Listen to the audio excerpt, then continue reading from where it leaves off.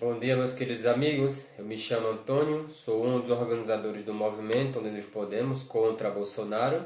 Certo? Esse é mais um dos nossos canais de comunicação com os anti-bolsonaristas, né?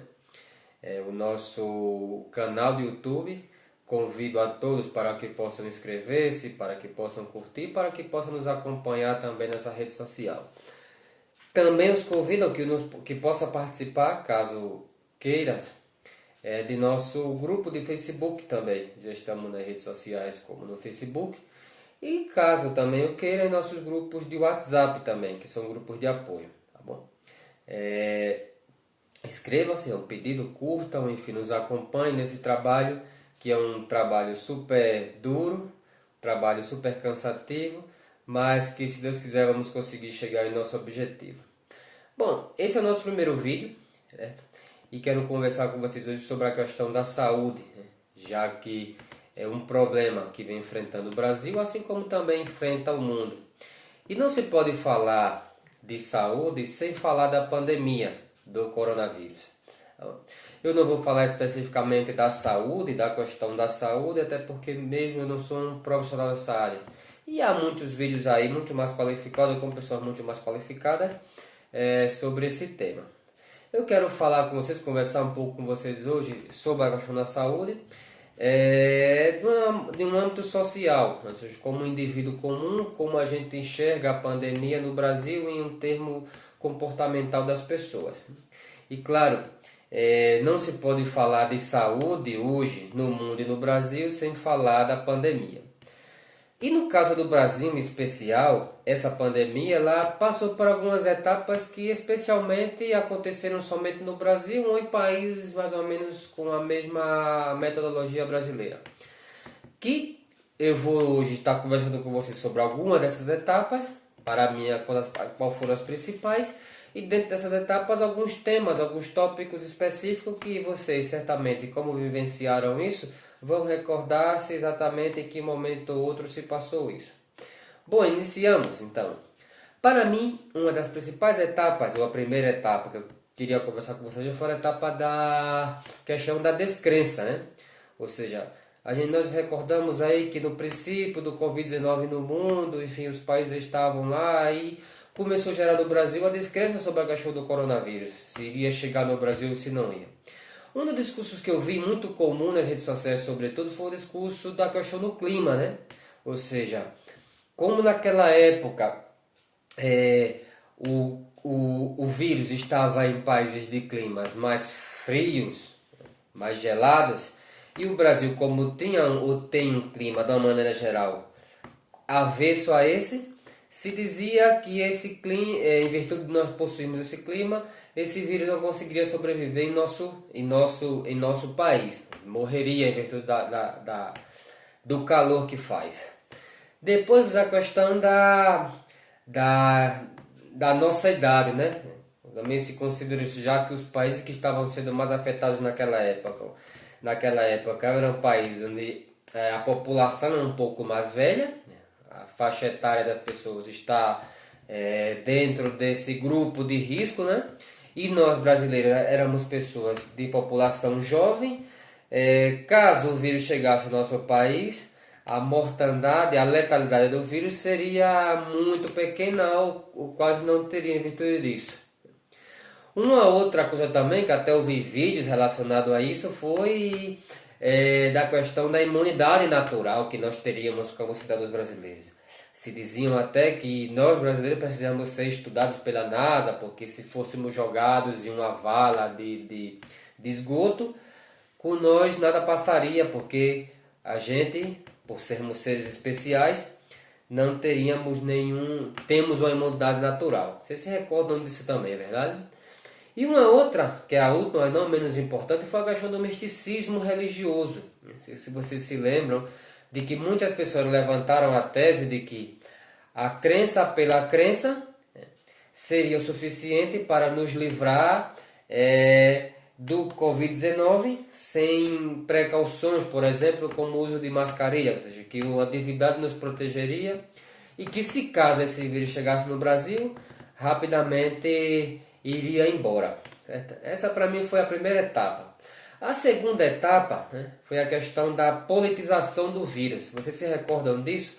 Quando o Brasil já estava com os primeiros casos já confirmados, primeiros óbitos, primeiros casos já se alastrando pelo país, começou a se criar a ideia de que esse vírus no Brasil ele tinha um partido político, certo? Ou seja, foi criado por uma parte política do país para prejudicar a outra. Vocês se recordam disso aí? Certamente sim. E dentro disso aí, começou aquela chamada perseguição ao nosso corpo de saúde, aos médicos, enfim, ao corpo de saúde como um todo. Ou seja, os médicos que alertavam, os médicos que falavam sobre, os médicos que indicavam as pessoas que precisariam tomar prevenções eram assim rechaçados pela sociedade. Porque eram logo chamados de antipatriotas e entre outras coisas, muitos temas que foram criados em cima disso. Vocês certamente se recordarão do que aconteceu. E bem nesse período começou a haver a chamada fake news. Vocês lembram? As fake news como sempre, né? Sempre fazendo parte de nossas vidas. Com pessoas fazendo vídeo em frente a hospitais, em locais que evidentemente seriam escolhidos para ser específicos para se cuidar do coronavírus, dizendo que estavam vazios, que era uma farsa, que era uma mentira, que, enfim, foi tentado criar todo um ambiente para fazer com que nós acreditássemos que esse vírus não era real, que era uma fantasia do lado político criado para prejudicar o outro lado. E, claro, as fake news, mais uma vez, não sei se vocês lembram, tiveram vários, na verdade, foram vários. Se formos citar aqui, é um vídeo para a vida inteira. Mas um que me chamou a atenção, vocês certamente se recordarão, de um caso de uma senhora aí, que pegou um vídeo de um caso ocorrido em uma cidade do Brasil, que era um caso investigativo da polícia, né, que desvendou um crime que estava contra um sistema de seguradoras de vida, né, que as pessoas enchiam caixões de pedras para da realidade como se fosse uma morte, para que as pessoas pudessem sacar um benefício aí da seguradora. E essa pessoa, ela pegou esse vídeo e colocou, isso aconteceu há anos, nada que ver com o Covid-19, pegou esse vídeo na internet e jogou como se fosse pessoas forjando agora a morte de pessoas por Covid-19, ou seja, para mais uma vez gerar essa politização do vírus no Brasil. Certamente vocês se recordam disso que aconteceu. E o que aconteceu com tudo isso, né? Que é a terceira etapa que a gente entra. A polarização da população, ou seja, a divisão da população, que já existia. Isso já vem cada vez mais forte desde 2018, com essa última campanha eleitoral que teve no Brasil. E essa cor de esquerda, direita, não sei o que, enfim, se polarizou. E claro, especificamente sobre esse tema do Covid-19, se polarizou ainda mais.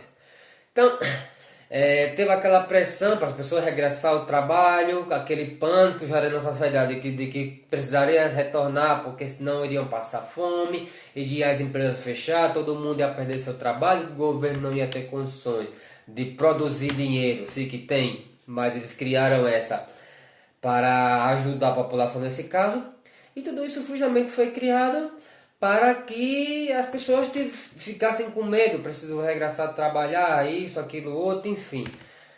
Foi criado um ambiente no Brasil, desde o início, assim, venenosíssimo para o Covid-19, venenoso para a população, mas que um ambiente propício para o vírus.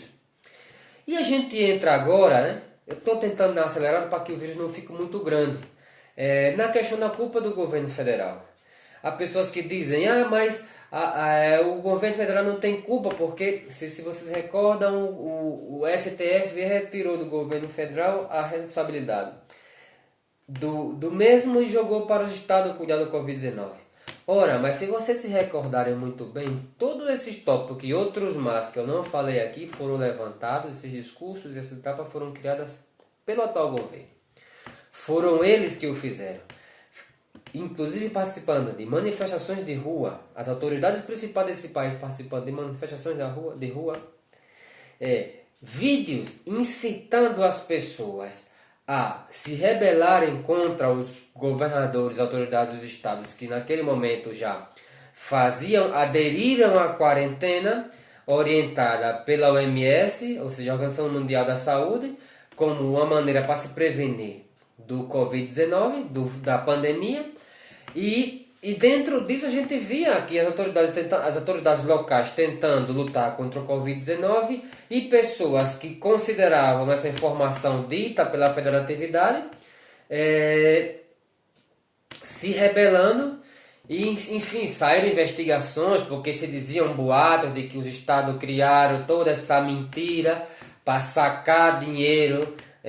Como sempre, essa acusação de quem é contra é corrupto, né? Ou seja, inclusive com operações da PF que até hoje a gente viu que não deu em nada. Ou seja, se supõe que não foi mais que mentira jogada para mais uma vez criar esse clima de rivalidade na população, certo? E como eu falei anteriormente, as falsas investigações, tanto é que foram feitas várias operações, a gente depois de meses não consegue ter que nem porquê disso. E o que aconteceu com isso, gente? Até ontem, o Brasil registrava mais de 77 mil mortes. Já estamos chegando a 78 mil mortes por Covid-19. Certo? No único dia foram mais de 1.000 pessoas mortas. 1.300 e algo, se eu não me engano. Estou colocando aqui arredondado, mas que são sempre para mais. Já temos no Brasil mais de 2 milhões de pessoas contagiadas pelo Covid. Mais de 2 milhões. Das quais mais de 1 milhão de pessoas foram curadas. E eu abro uma ressalva justamente para esse caso. Essas pessoas no Brasil não foram curadas especificamente por essa medicação que o governo federal criou agora, a hidroxicloroquina ou a cloroquina, né? Que nos postos de saúde os médicos, por serem médicos, por saber da realidade, não estão indicando esse medicamento. Mas já mais de 1 milhão de pessoas foram curadas. E até agora, esse governo não teve a dignidade de vir a público agradecer ao nosso corpo de saúde pelo trabalho que eles estão realizando. Bem pelo contrário, o que a gente viu foram médicos sendo rechaçados em manifestações, sendo provocados, sendo insultados, sendo, enfim, tratados como animais, ou seja, pessoas que estão aí cuidando especificamente da nossa vida, porque quando a gente fica doente, né? Por mais que a gente tenha religião, que a gente tenha aquilo que eu respeito, mas a gente busca os médicos para que nos passem uma medicação, para que nos passem um tratamento e a gente assim possa, com a ajuda divina, mas principalmente na terra com o auxílio dos médicos, poder superar a doença ou não. Mas até agora não houve uma única homenagem desse cara, uma única ou dessa organização que hoje está em nosso governo, certo? E claro, eu vou botar ressalva no seguinte, vejam só, existia aquele conflito todo que nós conversamos no início, de que a gente precisa regressar aos trabalhos o quanto mais rápido possível, porque ia quebrar a economia, que a preocupação era a economia, só a economia, com a saúde, que seja como seja.